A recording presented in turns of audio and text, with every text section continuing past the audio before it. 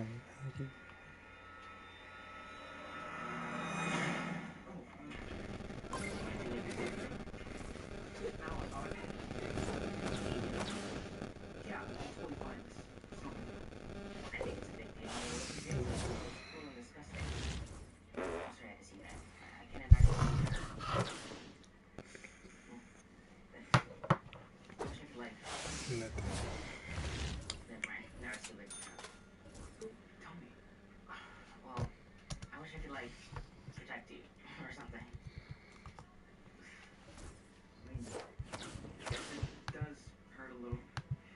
Always been confident in everything I do. Yeah, I love watching smaller guys play because they defy odds, and Jalen is a perfect example. He's 225 pounds. He has the ball on the string. More importantly, his vision. 51 straight double-double, the longest streak by any player since the NBA age. One of the next 3 years, he'll win MVP. Go do a project.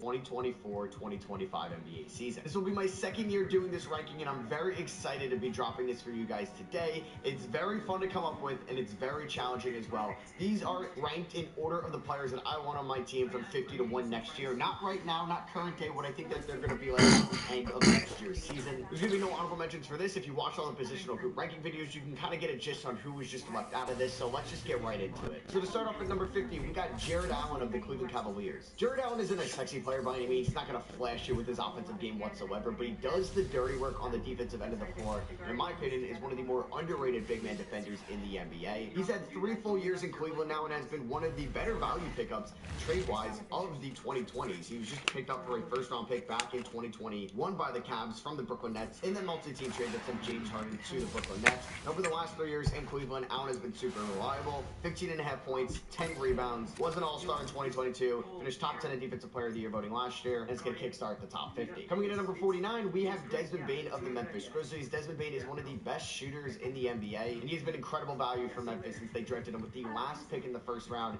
in the 2020 draft. Last year, in 42 games for the Grizzlies, Bane averaged 23.5 points, 4.5 rebounds, 5.5 assists, and still shot an elite 38% from 3 on fantastic volume with 8.5 3-point attempts a night. He's one of the best in the half court, and just getting off the screens, getting to be a number 1 ever on a really good team, but he's a nice complementary piece in Memphis, coming in at number 49. Coming in at number 48, I have Zach LaVine of the Chicago Bulls. Yeah, Zach LaVine is still a top 50 player in the NBA. I know he's overpaid, but LaVine is still one of the better all-around scorers at the shooting guard position. In his last full season in 2023, LaVine put up 25 points, 4.5 rebounds, and 4 assists a night on good efficiency. He shot 49% from the field, 38% from 3, and 85% from the line. He's still insanely athletic. He can get downhill. He can finish at the rim, and I do think he is a little bit more scoring and overall offensive upside than Desmond Bane. Coming in at number 47, I have Scottie Barnes of the Toronto Raptors. Scottie Barnes is always going to be a tough player for me to rank, in my opinion. I do want to see him excel this year as a winning basketball player. I don't think the Raptors are going to be great next year, but Scottie can prove me wrong just having a very good year number 4 in this league. He had a disappointing year number 2, but bounced back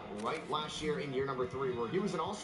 As a 22-year-old, he averaged 20 points, 8 rebounds, and 6 assists a night, and maybe he's never going to be a top option offensively on a really good team, but he's going to be someone that is a very good defender and can be a nice complementary offensive piece. Coming in number 46, one spot ahead of Scottie Barnes, I do have Jalen Williams of the Oklahoma City Thunder. You might be like, Matt, you don't think Scottie Barnes is better than Jalen Williams? And I honestly don't. I do think if Jalen Williams and Scottie Barnes swap teams, Scottie Barnes would be a phenomenal complementary piece to Chet Holmgren and Shai Gilgeous-Alexander in Oklahoma City, but I do think that Jalen Williams has better number 1 upside than Scottie Barnes. 54% from the field, 43% from 3, 81% from the line, 19 points, 4.5 assists, and 4 rebounds a night. I think he's a very good playmaker. I think he's also an underrated defender. He showed a lot of strides on that end of the floor from year number 1 to year number 2. I'm still very high on Jalen Williams. We'll probably never see him reach his fullest potential as number 1 in Oklahoma City, obviously behind Shai Gilgeous-Alexander, but I do own a lot of J-Dub stock. Before we get into the top 45, I want to say that this video is sponsored by Underdog Fantasy. NFL season is here.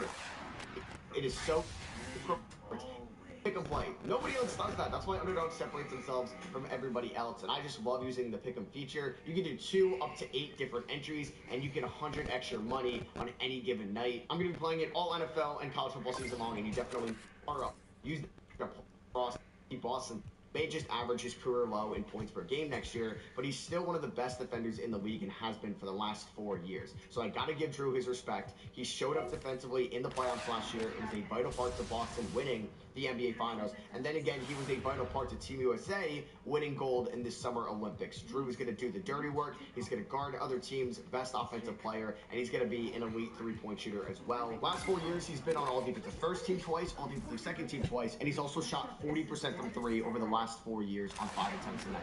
Drew is an elite 3-and-D guard in this league, and I got to have him in the top 50 until we see him notably progress. Coming in at number 44, I have Mikal Bridges of the New York Knicks, the new New York Knicks from this offseason. I do think Mikal Bridges is going to thrive in this complementary role in New York, no longer being the number 1 option he was in Brooklyn. He's going to go to the number 3, number 4 option in New York. And I think we're going to see him revert back to what he was defensively in 2022, where he finished on all defensive first team, finished runner-up to Marcus Smart in Defensive Player of the Year voting, and just continue to be an elite three-point shooter as well, a good mid-range shooter, and a nice complementary piece to Jalen Brunson, his Nova buddy in New York. Let's stay in New York, and we're going to talk about OG Anunoby as well, coming in here at number 43. Now, I should have mentioned this for Mikal Bridges, but he's an Ironman. He plays every single game. OG is a little bit of the opposite. OG has definitely been banged up over the last couple of years. He hasn't played above 70 games since his rookie season back in 2018. But when OG Anunoby is healthy, he's one of the top 3 perimeter wing defenders in all of basketball. He's one of the best defenders in all of basketball. You can make a good argument that he's a top 5 defender in all of basketball. He's also going to be an elite shooter as well. He shot 39% from 3 with the Knicks last year. He shot 38% from 3 with the Raptors a couple years prior to the trade. And when he wants to be aggressive, he's going to get to the rim. He's going to finish inside. He's super strong. He's stocky. And in my opinion, is one of the better 3D players in all basketball. And I just love him as a complementary piece in New York. Coming in at number 42, I have Miles Turner of the Indiana Pacers. Miles Turner has just been reliable for the Indiana Pacers. They drafted him with the 11th overall pick back in 2015, and he's definitely exceeded expectations by a lot. And what I liked about Miles Turner over the last 2 years, he's become so much better as an offensive player. He went from averaging around 12, 13 points a night to now averaging around 18 points a night. Over the last 2 years, 17.5 points, 7 rebounds, 2 blocks a night, and is going to shoot 37% from 3. So I'm getting elite rim protection and a center that can space. It was an overwhelming, huge change in lifestyle. Finding the perfect heart in Tessa was hugely important. Josephine was in Australia. From the moment that we saw her, I was like, she needs... That can space the floor? Yeah, that is one of the more valuable big men in all of basketball. Coming in at number 41, I got Rudy Gobert of the Minnesota Timberwolves.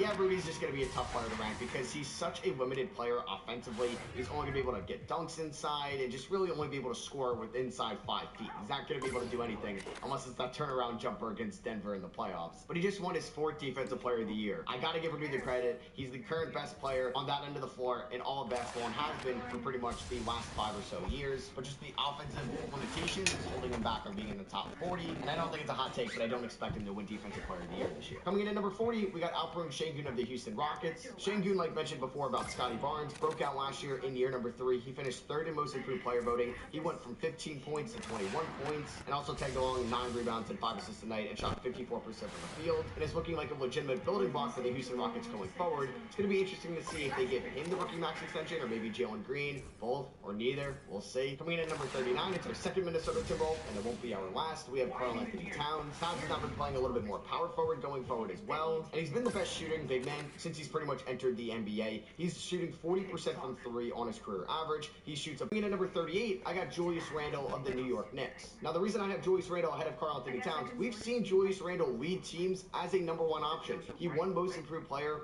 in the 2021 season when he led the Knicks to the 4th seed in the Eastern Conference. And that year, he finished 8th in MVP voting, was an All-Star, and on All-NBA second team. He had a little bit of a down year in 2022, but in 2023, All-NBA third team and an All-Star. And last year, he was an All-Star, and in my opinion, was on his way to getting another All-NBA honors. He shot 47% from the field, was a little inconsistent from 3, but he's a phenomenal playmaker. He's going to average around 5 assists a night. He's a bruiser inside. He's going to get his rebounds for somebody that is under 6'10", and he's a very good scorer. Yes, there's the turnovers. Yes, there's defensive lapses, and he hasn't shown up in the playoffs. But we've yet to talk about one player in this video that has shown up in the playoffs as a number 1 option. Coming in at number 37 is a player that's shown up in the playoffs, but more as a number 2 option, and that is Jamal Murray of the Denver Nuggets. Jamal Murray is fresh off a new $200 million contract extension.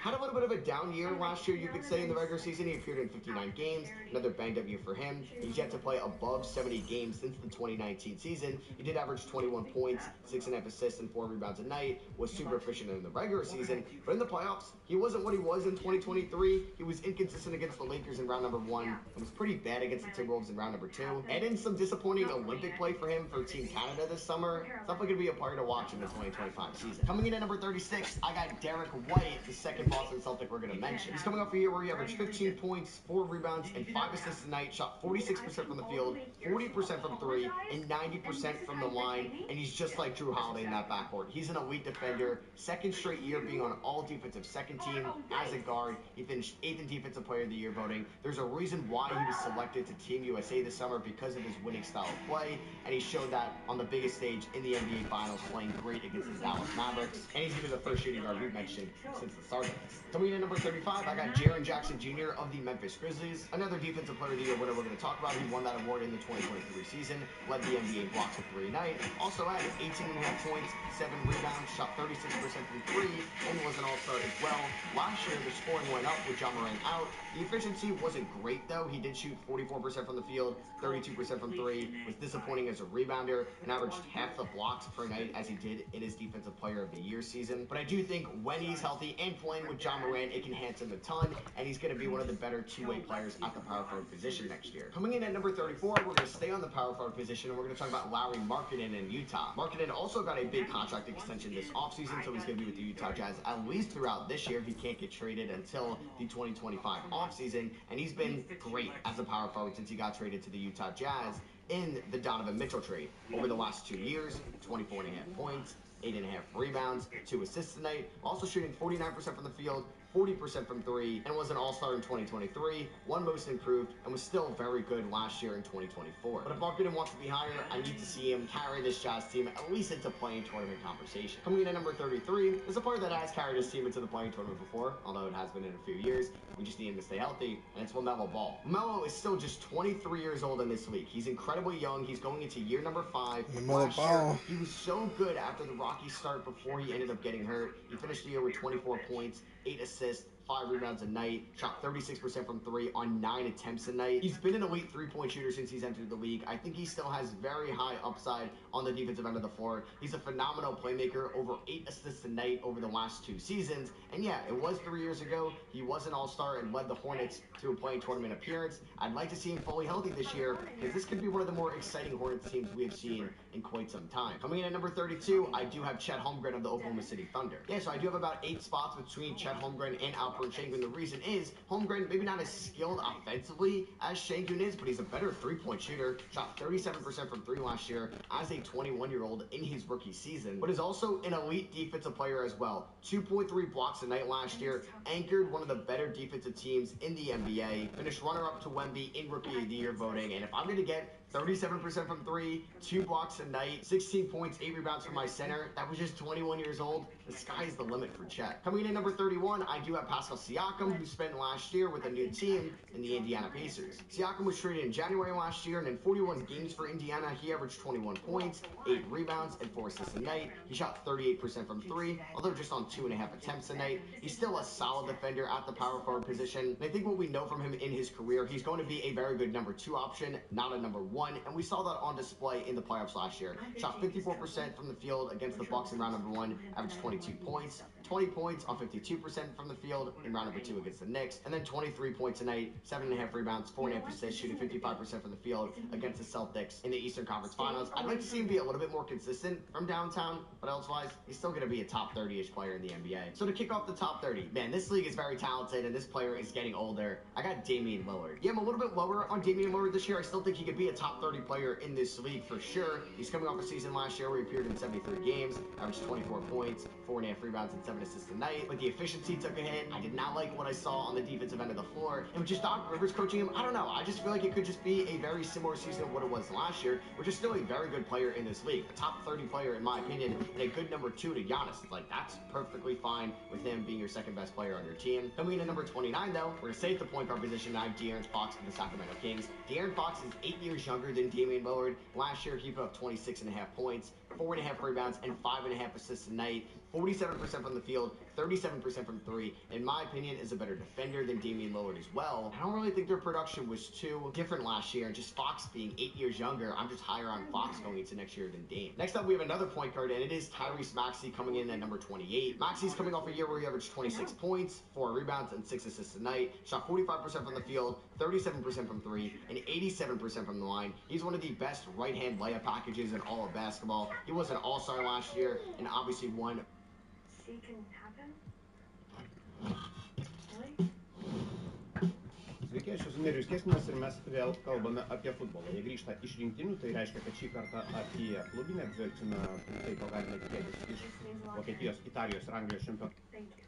One most improved player. And when you're just looking at Dame, Fox, and Maxey, who I want as a number 2, I like Maxey over Fox and Dame next year. And we're going to continue the run on point guards. Coming in at number 27, I do have Trae Young of the Atlanta Hawks. We've seen Trae Young be a number 1 option in the playoffs. It was a little bit ago when he led the Hawks to the conference finals in 2021. But Trae Young is a really good player, and I'm excited to see him no longer with DeJounte Murray in that backcourt. It's going to be Dyson Daniels. It's going to be Kobe Buffkin. It's going to be some different options that are better defensively than DeJounte. And Trae Young has basically averaged 27 points and 10 assists since the sophomore year of his career. Since 2020, 27 points and 10 assists. That is phenomenal. A steal a night. He's going to shoot 44% from the field, 36% from three. There's going to be some bad shooting nights. There's going to be some bad defensive nights, but Trae Young is one of the best playmaking point guards in all of basketball. Coming in at number 26, I have Zion Williamson of the New Orleans Pelicans. Last year was a feel-good season for Zion Williamson. We finally got to see him healthy.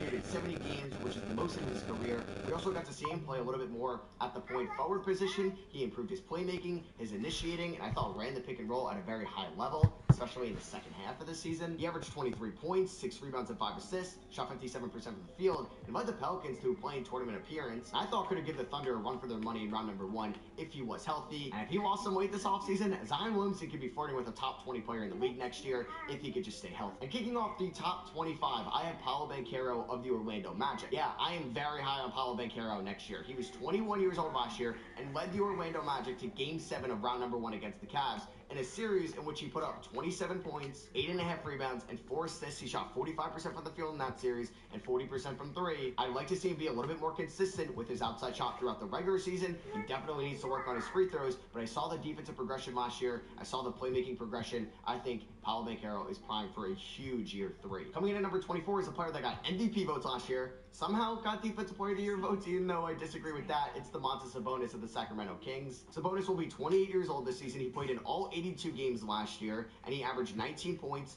14 rebounds, and 8 assists a night for the 6'10 big man. He also shot 59% from the field and 38% from three. I'd like him to be a little bit more better on the defensive end of the floor, and at times I'd like him to be a little bit more consistent offensively in terms of just taking over games and coming through in the clutch in the fourth quarter. But Sabonis is as skilled as it gets at the big man position, and I think he deserves to be a top 25 player in the league. Ironically enough, one spot ahead of Sabonis, I do have the player he was traded with at that 2022 deadline, and that is Tyrese Halliburton of the Indiana Pacers.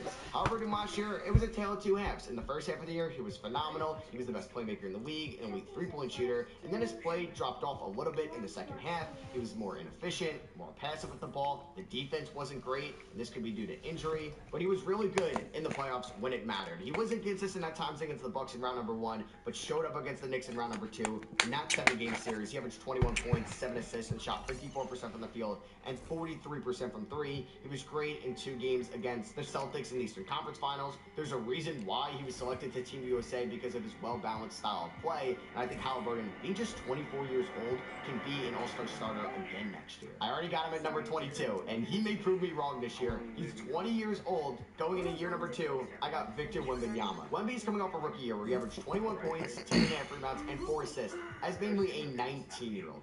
46% from the field, 33% from three, and that went up in the second half of the year as well.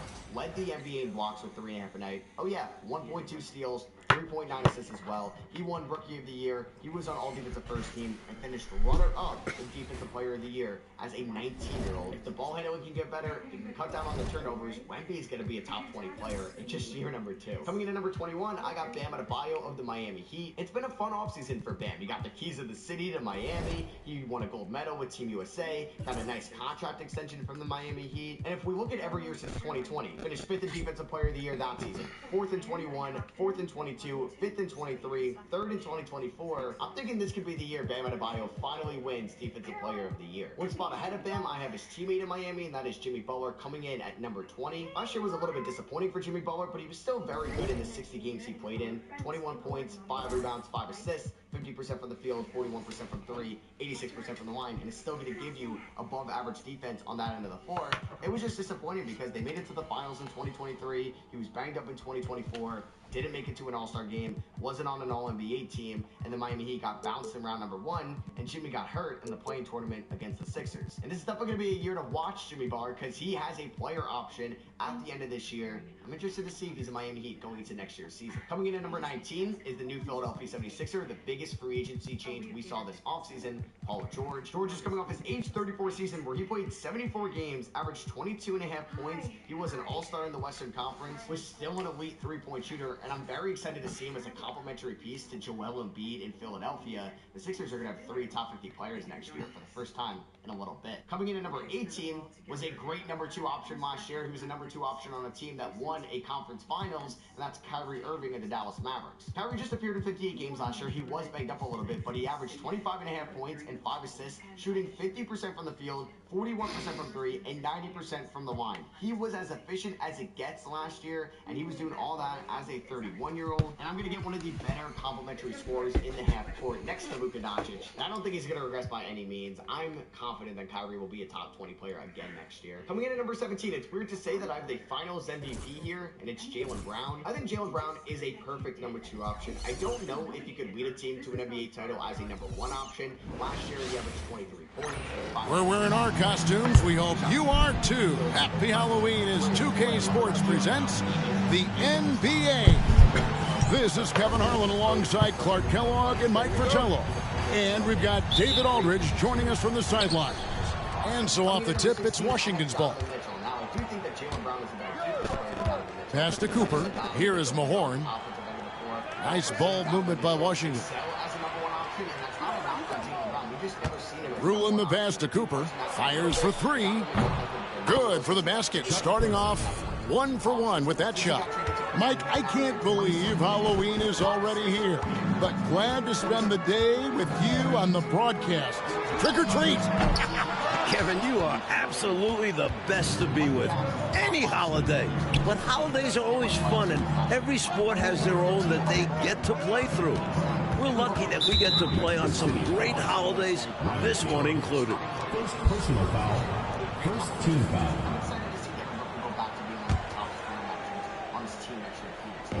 Washington with the ball. It's a 3-point game.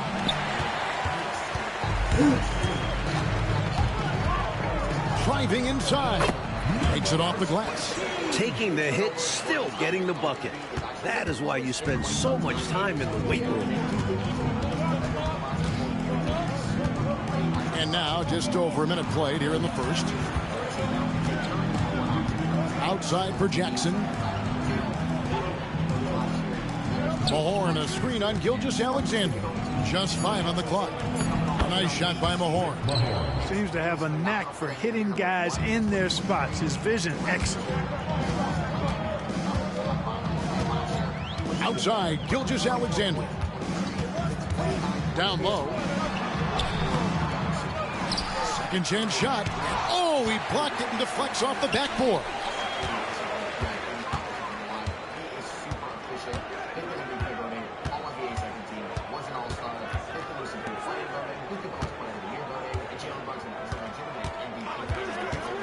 Goes up again.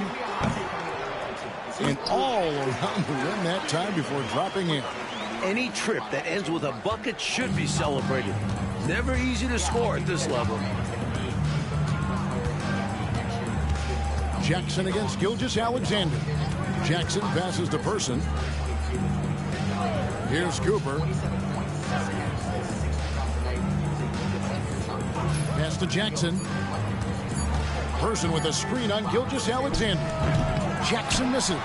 Boy, he knows he should have knocked that one down, especially with the defense not giving much of an effort. Shoots it. Kept alive. Donaldson. First quarter of basketball, just over 2.5 minutes play. For Washington, they've gone 2 for 4 from the field so far today. Releases. And they recover it. Back to Gilgeous-Alexander.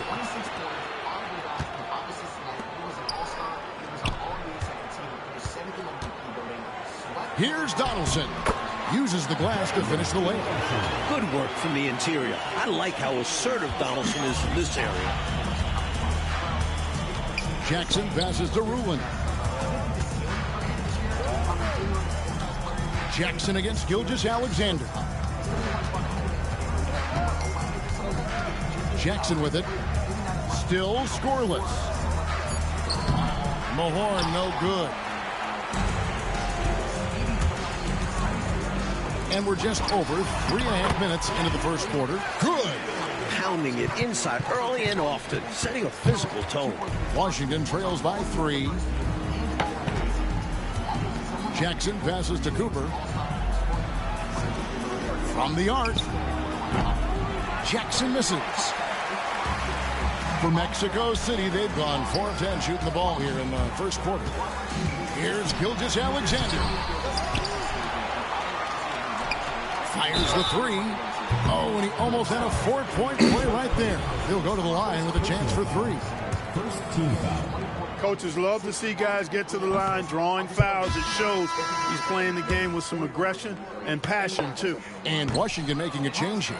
Wilkins is checked in. Usually free throws are a formality for him. I didn't expect that result when he stepped up there. Jackson passes to Wilkins. To stop the drought. Kev with the rebound. Last game for Mexico City, it was a loss to Anchorage. That's basket number 2 with his third shot off to a fast 2 for 3. Watch out now. When this guy gets into a rhythm, it is something to behold. And the Bullets call timeout here.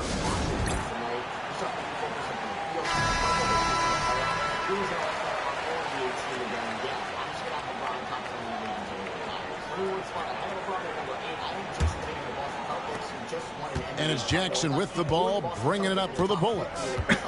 Trailing by 5. And contact on the shot, so he'll be shooting free throws here. Sean Kemp picks one up right there.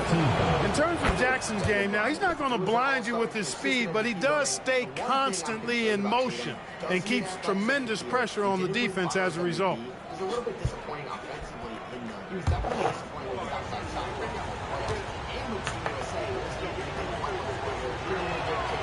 Jackson hits both of them. The IQ of Mark Jackson, how high it is, very obvious. Reads the floor well, does a great job setting his teammates up, but he also can do a little self-serve.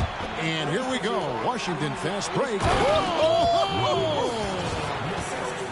The leaping ability of Wilkins. It's fun watching him get up to hammer it down. And here's Gilgeous-Alexander outside. Drains it from beyond the arc. Well, he's consistent from out there, especially when you give him room. Washington trails by 4.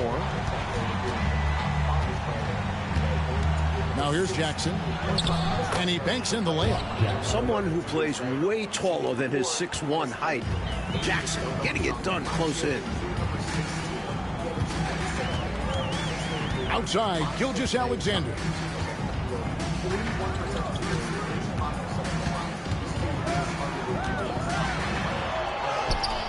Rebound, Washington.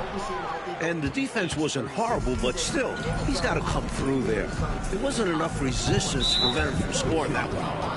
Rodman is checked in for Mexico City. Personal foul. Third team foul.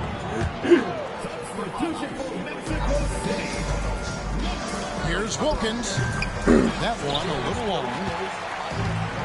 Mexico City has gone 1 of 2 from long range in the first quarter. And Gilgeous-Alexander gets it to go. Now Jackson. Pass to Rulin. Puts the move on. No good that time. Good work defensively by Rodman. Mexico City leading by 4. On the wing, Gilgeous-Alexander.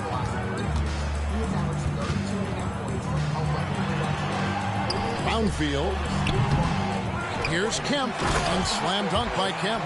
And those are exactly the kinds of plays that demoralize the defense. Just sucks the energy right out of them. Yep. Yeah, you force a miss, but fail to corral it and get dunked on. And it's blocked, and he's able to get it back. Jackson gets the bucket. And Mexico City shooting 47% here so far. 2 minutes remaining. 2 minutes. Releases from 15 and off the left side of the rim, and it swirls in for it. A minute 50 left to play in the first quarter.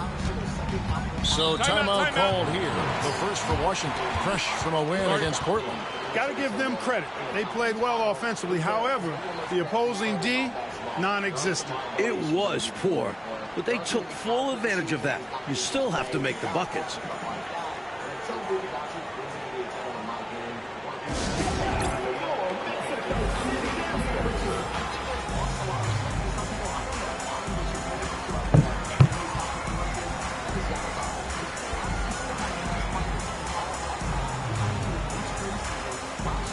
Washington making some changes. Childress is checked in, and it's Cooper in for Person.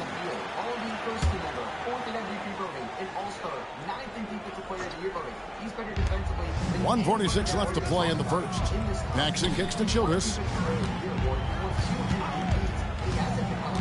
To the paint. And he stuffs it. What a pass to set him up. This kind of play is exactly how you shake up the defense. Opening things up for your team. And he makes no mistake on the slam dunk. Fundamentally sound right there. Threw it down with 2 hands. Yep, sweet dunk for him. Beyond the aesthetics, a big 2 points. Now here's Paxson. Here's Childress. Here's Ruland. Rodman with the rebound. Incredible effort defensively. No easy buckets. Pass to Gilgeous-Alexander. Fires the 3. Wilkins grabs the miss. And so it's Wilkins who brings up the ball for Washington. 6-point game. They get it back. 34 seconds left in the first quarter. Goes back up. Basket is good. He'll get a chance for one more at the line. Let me know what your top 5 is, if it is different. And obviously these are insanely tough to do. You're going to disagree with this. There might be a ranking that you're just like, wow, why'd you do that? Let me know in the comments. But hey, I'd love to hear maybe your top 50 ranking as well. Not easy to do. But either way, I hope you guys did enjoy the video. Make sure to check out Underdog Fantasy. Use code SROS, S-R-O-S. I'll catch you guys in the next one. Peace.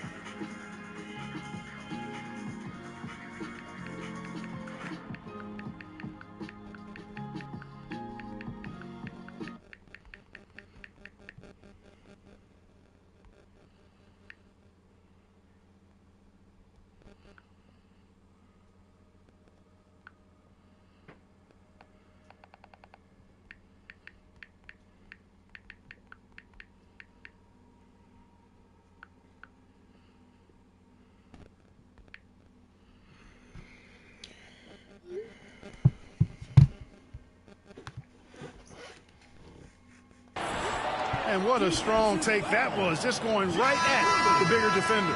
Finishes like that demonstrate confidence. It should, in turn, improve his after that bucket. Person's checked in for Washington.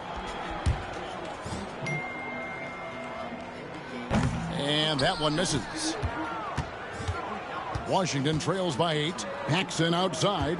Shot clock and game clock separated by less than 6 seconds. And yes, it's good. Good touch on the difficult floater there. Paxson making it look rather effortless. Camp with a screen for Gilgeous-Alexander. Drills it from outside. Gilgeous-Alexander's got 8 points. Good range shooting is all about concentration. He had that one locked in. Here's Wilkins. That one falls, coming off of Paxson's speed. Brownfield. And he was able to put it up in time, but doesn't fall. And so it's Mexico City heading to the bench with a 7-point lead as we wrap up the quarter. And they've done a phenomenal job down low. So many of their points coming right at the rim. Back to the action in just a minute.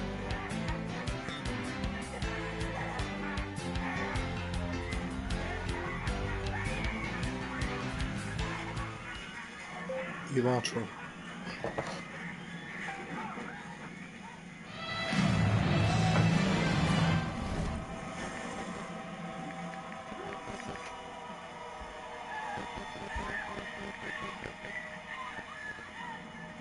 This is for Jake. You fucking little...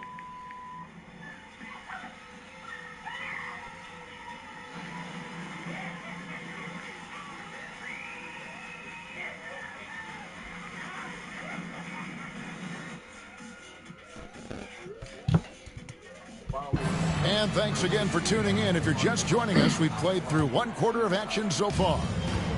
And a closer look here at the hustle stats for Mexico City. You figured they might want to come out and run, and it's been the key for them early. They are feasting on the fast break chances. Tell you what, they have outworked the opposition and have capitalized on the putbacks, bagging their own groceries tonight, boys. Here is Paxson after the made shot from Sean Kemp. Wilkins outside. That 3 off the mark. Perhaps he was a little too open that time. Won't see that from him very often. Brownfield. Out of bounds. It'll be the Bullets ball. Lottery in 2025. This could be the most exciting young team in the East next year. Coming in at number 12, I do have the Detroit Pistons. They're bound to be better from what they were last year. They won 14 games last season, but they brought in a new head coach. I like the switch from Monty Williams to J.B. Bickerstaff. He took his more defensive-minded system. If you could at least Jalen Durant, Jaden Ivey should take a step this year. I think they're coming in. And Mexico City has possession. They led by as many as 18 points. And Donaldson gets it to go. Donaldson's got 20 points. Well over 7 feet, 275 pounds. When James Donaldson is running right, you physically can't stop him. Pass to Person. Here's the 3. Good! Another from 3. He's hitting everything from deep. Just flat out torching this defense. Here's Gilgeous-Alexander. And they'll get another chance. There's another opportunity, and everything's going right for these guys. McRae passes to Donaldson. And here we go. Washington fast break. And that'll be 2 free throws coming up. Officials on the call with the foul. Such a talented wingman. I love how Wilkins dares defenders to foul him, too. And a moment here to take a look at some of the hustle stats for Mexico City. You have to like what we've seen from them defensively. They've done well contesting shots and have managed to come away with some blocks. I love the fact they've done tremendous work on the offensive glass. A lot of second chance opportunities as they've kept that ball alive. Now here's Gilgeous-Alexander.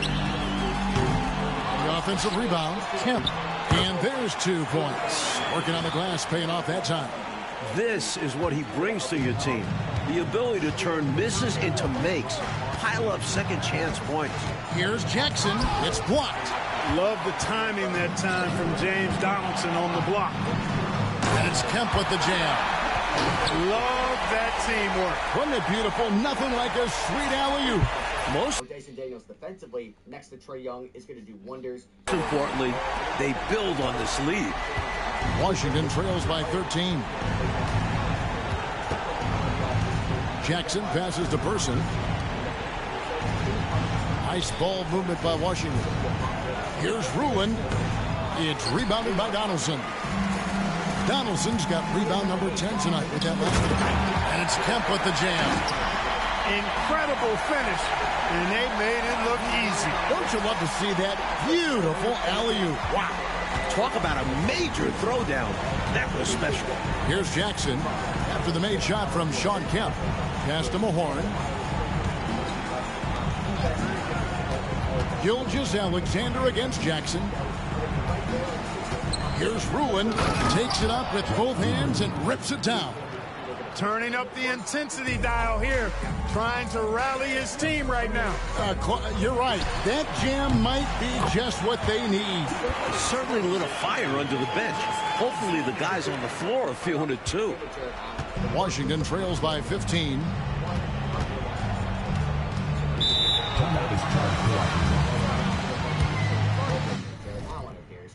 Or even Donovan Mitchell. They traded none of those guys. They've been waiting for Darius Garland for 2 years. There's 1:54 left in the fourth quarter. Rebounded by Ruin. Ruin's got 4 rebounds in this game. Person, the pass to Jackson. Inside. Here's Ruin. Can't connect from short range. Mexico City leading by 13. Brownfield. Second shot opportunity. Offensive rebound. We've got 1:18 left to play in the final quarter. A three. Oh, drew the foul and almost hit the three-point bucket. But he'll go to the line to shoot 3. 14 foul. He's off on the first. He doesn't get the second one. Washington trails by 13. Person, the pass to Jackson. 1:04 left here in the fourth quarter. Ruin off target with the jump hook. Mexico City has gotten off to an 0 for 2 start from downtown here in the fourth quarter. Jackson with it. He's picked up by Gilgeous-Alexander. At the crossover, Jackson passes to Ruin. That's good, and it's Jackson with the assist that time. A superb talent with the ball. Jackson has this innate, natural feel for when and where to pass the ball. I think the hometown fans help push them to play their best this evening. And the results speak for themselves.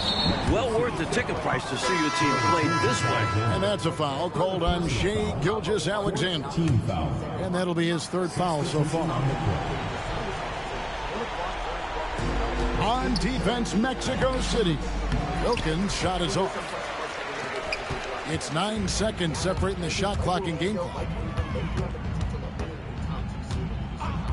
Outside, Gilgeous-Alexander. Traps in the tray. And Mexico City leads by 16. They've turned it up a notch here during this home stretch. Yeah, saving their best basketball to secure a win. 15. 3rd personal foul. 5th team foul. So a Giannis injury, a Middleton injury, a Damian Lillard injury, it can definitely hurt them. But I do believe Giannis is still the 2nd best player in the NBA, and I think he's going to carry them to the top of the season. Coming in number 2, I have the New York Knicks. And he knocks down the first one. They traded away Julius Randle, Dante DiVincenzo. Mitchell Robinson's already banged up. Isaiah Hartenstein went to the center. This team is very reliant on their starting 5. Now, I do think Miles McBride and Campaign could be solid contributors off the bench, but this team cannot withstand many injuries to its starting 5. OJ Anunoby's been hurt. But if this team can stay healthy, and that one goes in. 2 from the line that time. Here's Gilgeous-Alexander. Now, coming in at number 1, I do have the Boston Celtics. Once again, from last year to this year. Now, this season could go wrong. Kristaps Porzingis could be injured throughout the whole year. We could see a little bit of age regression from Drew Holiday. Here's Donaldson. Got him with the bump fake. Them out there. And that's going to do it tonight, folks, for our broadcast. For our reporter, David Aldridge, along with Clark Kellogg and Mike. Still alive. What? He's dead. He died in the fire. Fire that wouldn't have even happened if you didn't send that thing out.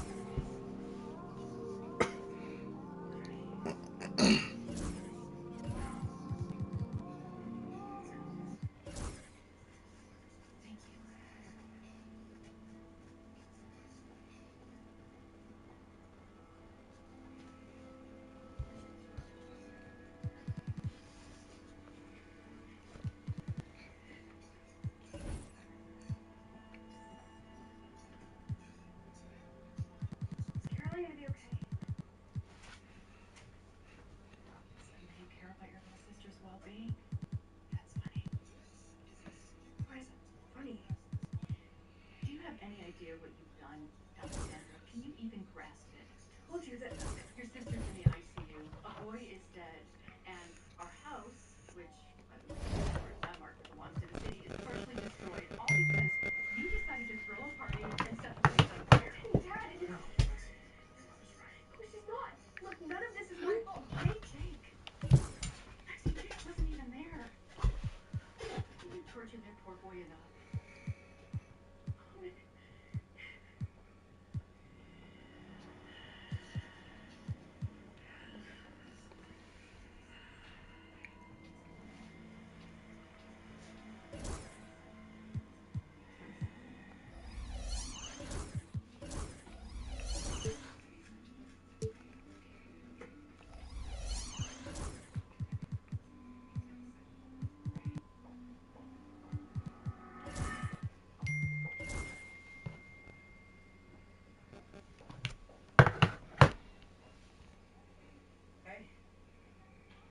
Hey.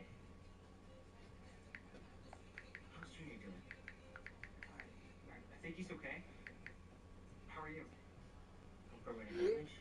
Just gonna be stuck with his sexy smoking place for a while. My phone got it worse than me.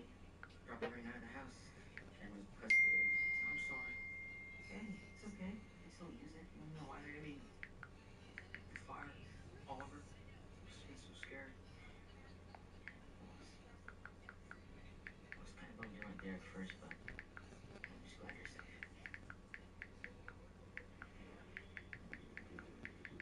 Can I tell you something? Yeah, of course. I'm not really supposed to. No one knows it, but I can't not tell anyone, and I really won't say anything.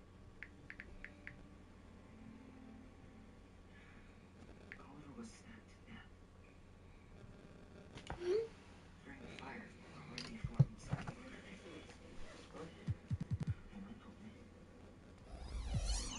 Do they know who did it? What the fuck?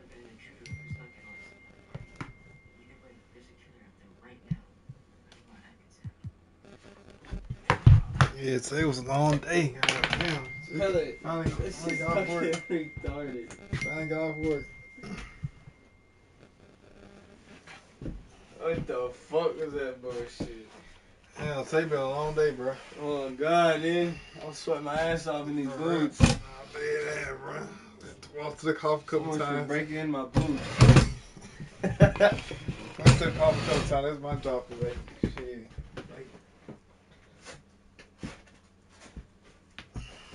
So I'm guessing we're not putting on the fucking I guess not. laser tag for this field. I don't know. These people made it seem like up and down. Oh, we doing this shit Sunday. This is the first thing we're doing Sunday. As soon as Sunday hit, everyone confused.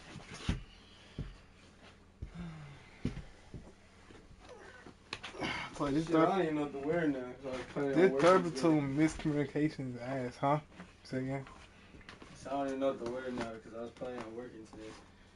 I'm finna just stay on the game. I thought my whole time gonna be at work. I guess it's not.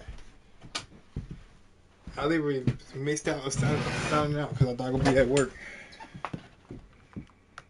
Second, I'm on 2K. Yeah.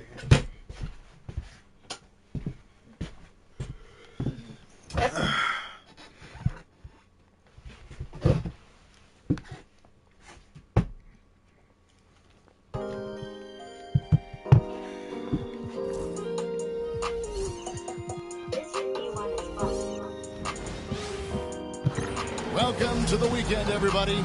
Let's get it going with NBA action on 2K Sports. This is Kevin Harlan alongside Clark Kellogg and Coach Mike Fratello. On our sideline, David Aldridge. And so off the tip, it's New Jersey. Here's Bailey. Kemp defending. So, Clark, here we are in the early portion of the season. Some teams have stumbled out of the starting gate. What do you think they've got to do to get back on track? Well, I think the first thing is you can't panic, Kevin. It's too early. Stay with your good habits. Stay disciplined. Trust the process. And keep doing the work, and eventually the results will turn around. And it's Williams with the ball for the New Jersey Nets. In the corner, Cook with it.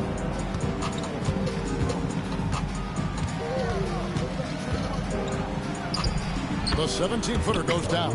Excellent job from Cook, seeing the chance to let it go from the mid-range and not passing it up. Say again. Outside, Gilgeous Oh yeah, Alexander. that red one. Yeah, that'd be. I ain't gonna lie, that'd be a shot. Okay. That'd be a hit.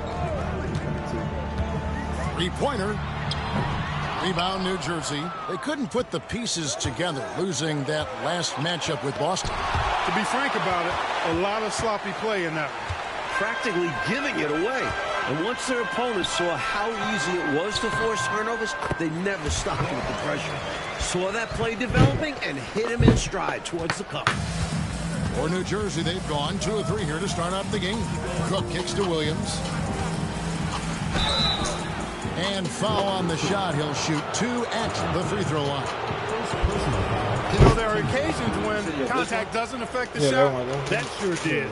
Easy call for the refs. The Nets shooting their first free throws of this. And that one falls for Williams. You never want to miss free throws. It's a 15-foot shot with 0 defense. As easy as it gets. And both free throws good for Williams.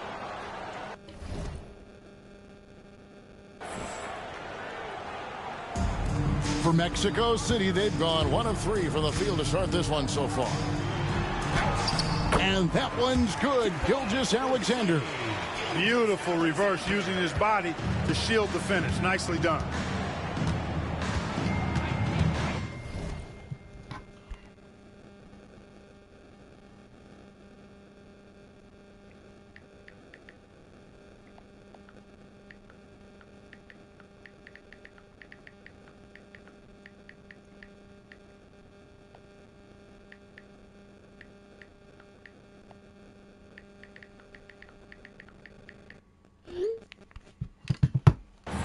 Cook looking it over. From outside the arc. That shot is no good. And he's 1 for 3 from the floor. Brownfield. A miss that time. Would have put him up. And it's Cook missing. Mexico City is gone 0 of 2 from deep here. And the first shot of the night for him missing. And just under 2.5 minutes elapsed here in the first. Pass to Bailey. Bounce pass from Williams. Nets passing it around. Here's Robinson, and it's Robinson with the jam. You gotta love this young big man.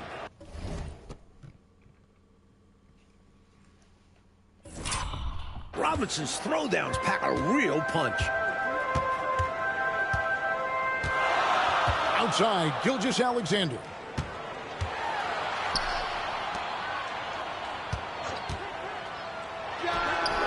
And a kind roll that time off the rim as that one falls. I think he's got to show more fight than that. Can't give up on the play once you get screened. You got to continue to fight through. And coach is definitely going to be frustrated with that effort, or lack of one, that is. Now a timeout called by New Jersey.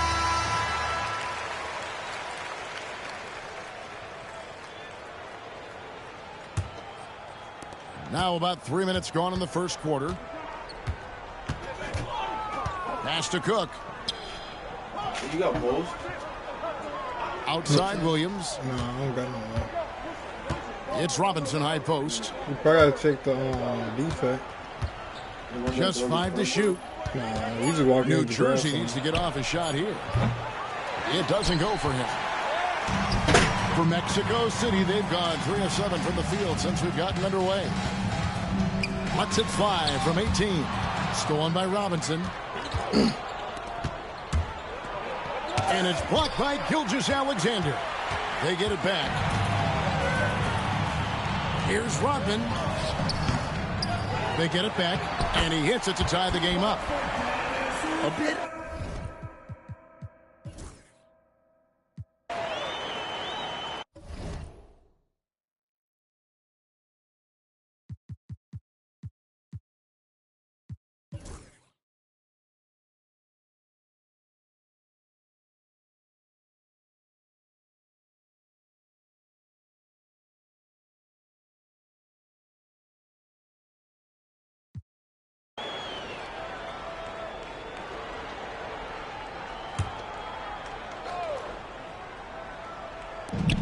Nuggets have gone 6 of 9 on their field goal attempts since the start of the fourth quarter. And, Mike, there's a surprise. An intentional foul. That's an interesting decision there. Not sure why he decided to foul in that situation. I'm not either. A solid rotational player who can play either guard spot and scores and passes the rock well. Baseline jumper. Divac the rebound. Nets leading by 9. Starks outside. Dawkins the pass to Cook. Here's Divac. And again, no good by New Jersey. And Mexico City shooting 48% from the field. Not bad at all. Count that bucket. Getting it done inside. I love how opportunistic he is on offense. Kemp with the steal. Brownfield, and he's covered by Dawkins. You know, I think that was a message-sending foul there. They're not going to allow any easy buckets at the rim. Yeah, as a coach, I like that one. Make them earn it at the line. And, guys, what do you think about the hustle stats here for New Jersey? You have to like what we've seen from them defensively. They've done well contesting shots and have managed to come away with some blocks. They've been the disruptors defensively, coming up with a lot of steals that have had an impact on the flow of the game. Zero fear in John Starks' game. He is always in attack mode, taking it inside without thinking twice about it. And the dunk by Gilgeous-Alexander. And he continues to shine tonight. I can hear his coach telling the team, keep getting him the ball. Pass to Cook, out left to the wing. Here's Dawkins, and Dawkins slams it in. Leave it to Dawkins to throw it down with style. Absolutely thunderous. Mexico City trails by 9. Outside, Gilgeous-Alexander.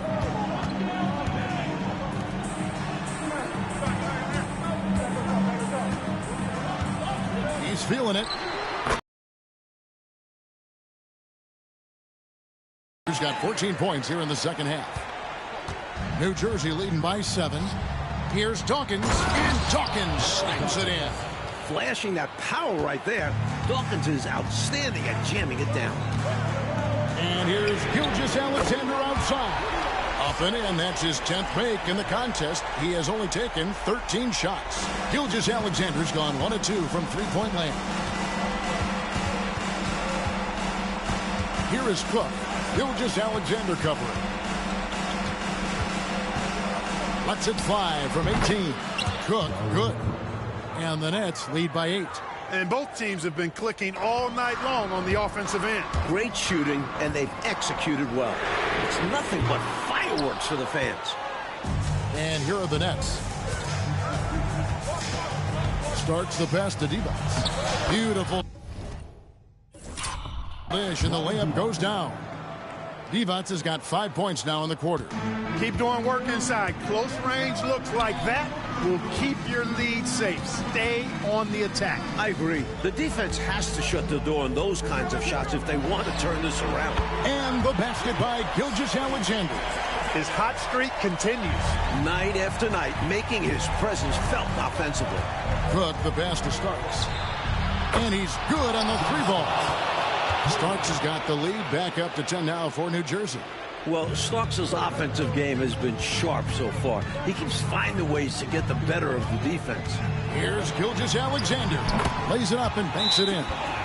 Gilgeous-Alexander's got 30 points. And he's been in the zone so far, getting to his spots and going to town on the defense. The Nets call time. And the latest now from our sideline reporter, David Aldridge. David, it's all yours. Take it away. Well, during the break, I listened in on what New Jersey's head coach was getting across in the huddle. He told them, don't look at the scoreboard. We have to play like we're tied. They want their team to sustain that level of effort, and we'll see how it works out. Kevin? Okay, David, thanks. Here is Cook. Shot clock at 5. Pulls up. High post. Bailey misses. That's not a bad look. He missed that chance, but he'll get them to fall if he gets space like that. Outside, Gilgeous-Alexander. The three. And slam dunk by Kemp. And he's now got the double-double. 11 points and 12 rebounds. How about the effort on the offensive boards? Remarkable job, Clark. The coaching staff really appreciates that hard work.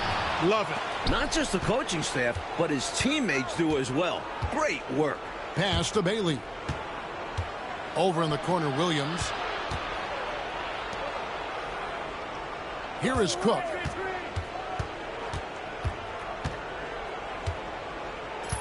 Here's Bailey. Another shot.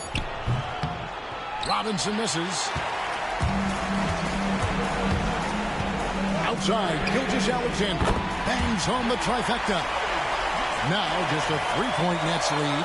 That's exactly the shot they're looking for. That's the one they wanted. Get it into his hand and let him do his thing. You have to lean on your guys in close games like this. The NBA is a stars league. Seemed as if he had the angle to finish, but the defense did just enough to throw him off. Here's Robinson. It drops.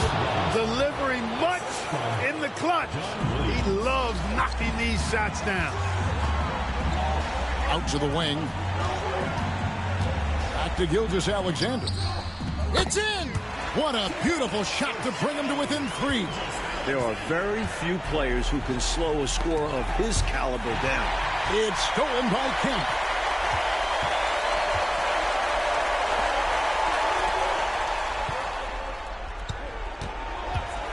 To tie it up. Rebound, New Jersey. A basket here, Coach Fratello, would give them some breathing space. No need to hurry. Take the best shot. There's a 4-second difference from the shot clock to the game clock.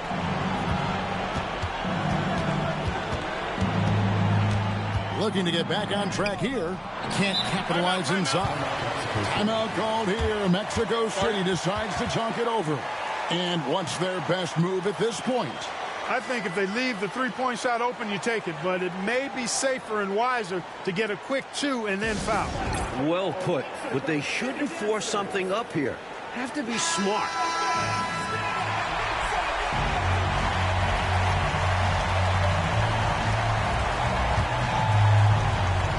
I think they'll be looking to tie it up with a big three-pointer here. And the defense knows it. So their focus will be on the perimeter as well. During this final quarter, he has erupted from outside the arc. You just assume every three he takes now is going down. The Nets call time.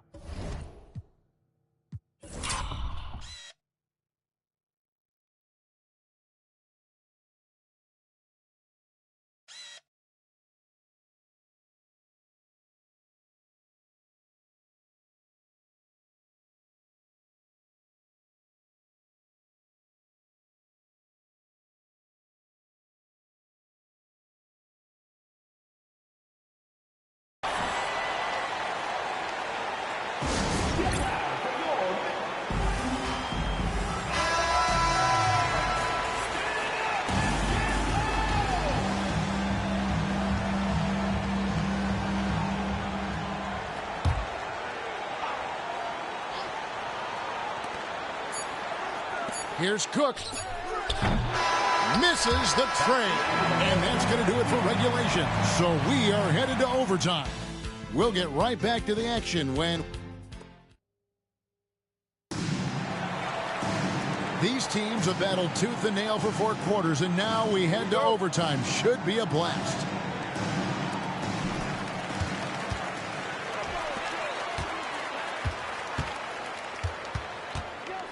To take the lead, and he gets the friendly spin, and that one drops. And it's Cook with the ball for the Nets.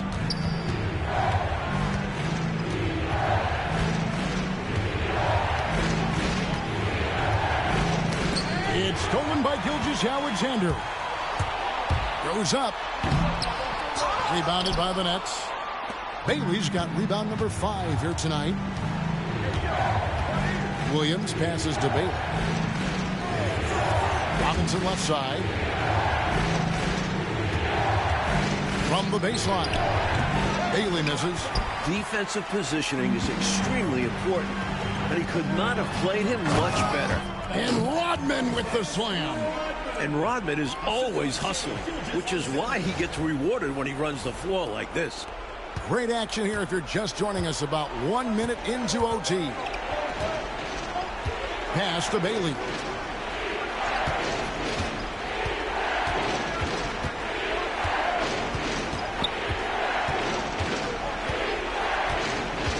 Five to shoot. Count the bucket, and he's got a free throw coming up as well. In the paint, it's hard to stop Bailey. His shots are right there waiting for him.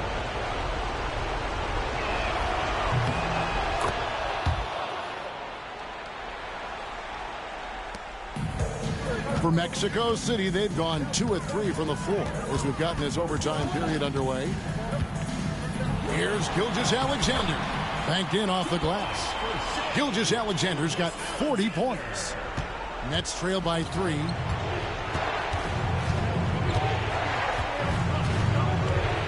Lets a floater go, and it's blocked.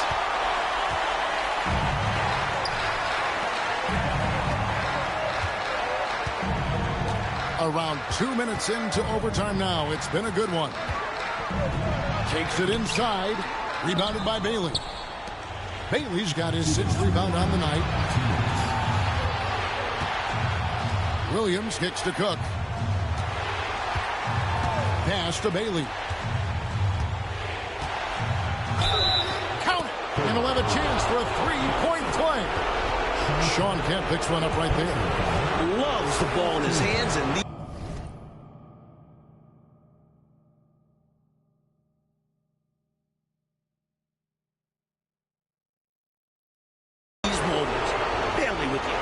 confidence. And it's tied up with that one. And he doesn't let the pressure get to him. Cool and confident from the line. Deflects the pass. And it's out of bounds. Still Mexico City's ball. Got a hand on it, but just couldn't quite reel it in. But you love the activity there. Putting in the effort and keeping the offense honest. And it's out of bounds. Still Mexico City's ball. A sensational block that definitely deserves another look. An emphatic rejection that was. Boy, you got to appreciate that kind of forceful, in-your-face defense. We're in overtime. If you just joined us, 2.5 minutes through it. Kemp with a screen for Gilgeous-Alexander. They get it again. Rodman. And Rodman with the slam. And this is huge for Rodman's confidence. Got to be impressed seeing him very big shots. And they've been moving the ball, Clark, really well tonight. Good things come to those who take good shots. Here he goes. No good on that one. For Mexico City, they've gone 4 for 7 on their shot attempts in the extra period up to this point. Personal foul. First team foul.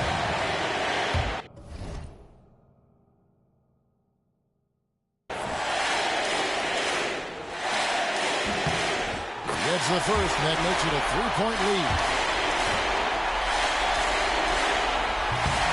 And so both free throws are good. And it's a 4-point ball game. 2-possession game now, guys. Some very important free throws there. We're now about 3 minutes into this overtime period. From the high post, it falls! And he has brought them to within 2 points. Simply as calm as you can be in that situation. He's got that mentality. Doesn't shy away from big moments. Gilgeous-Alexander. It counts. And boy, did they need that hoop. The Nets call time.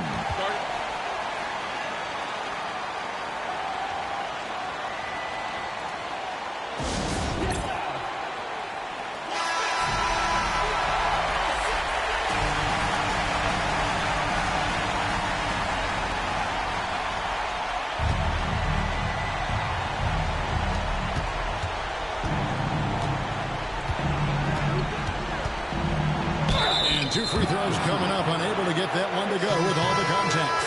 Kemp, and so he's picked up his final foul, and he will sit for the rest of this game. And you hate to have a player foul out, but their depth could be an asset here, helping them weather his absence. And good on the second, so he makes them both. A steady hand at the line in a tough situation narrows it to a one-possession game. And you can bet they'll take some time, Clark, with this possession. Manage the game by managing the clock. Rebounded by Bailey. And Clark, they can't afford to waste this shot. Moments like this are what it's all about. And that's an intentional foul.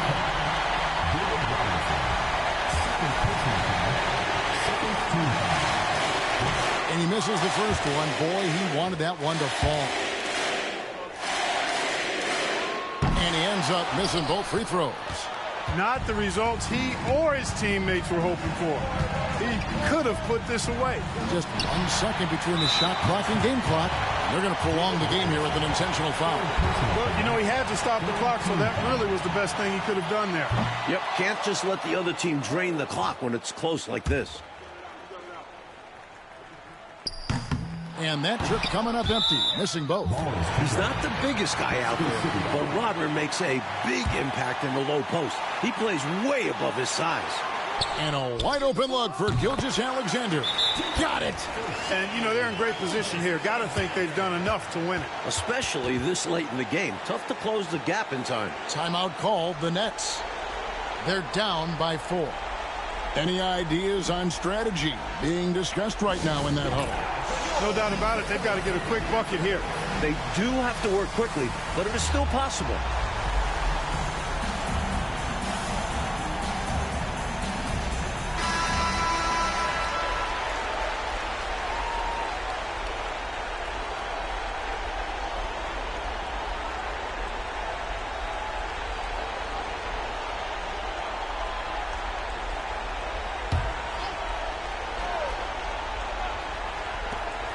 Off the inbound pass.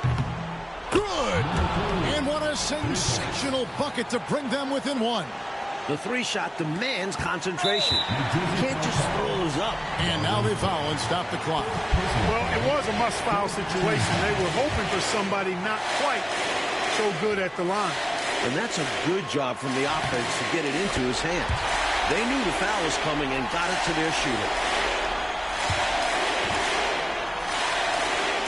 Second free throw, no good that time. He really wanted that one. They could win it. Oh, that shot had a chance, but no good. And so it's Mexico City winning this one.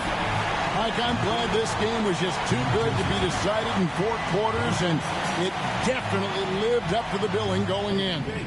It was a battle.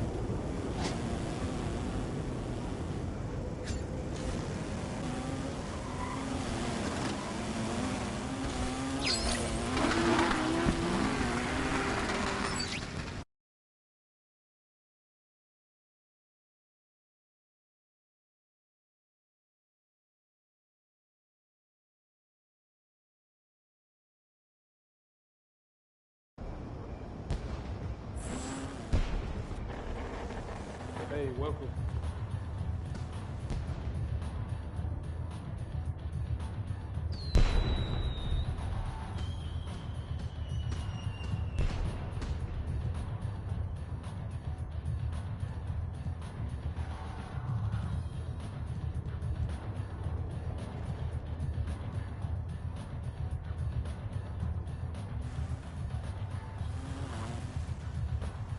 See you later.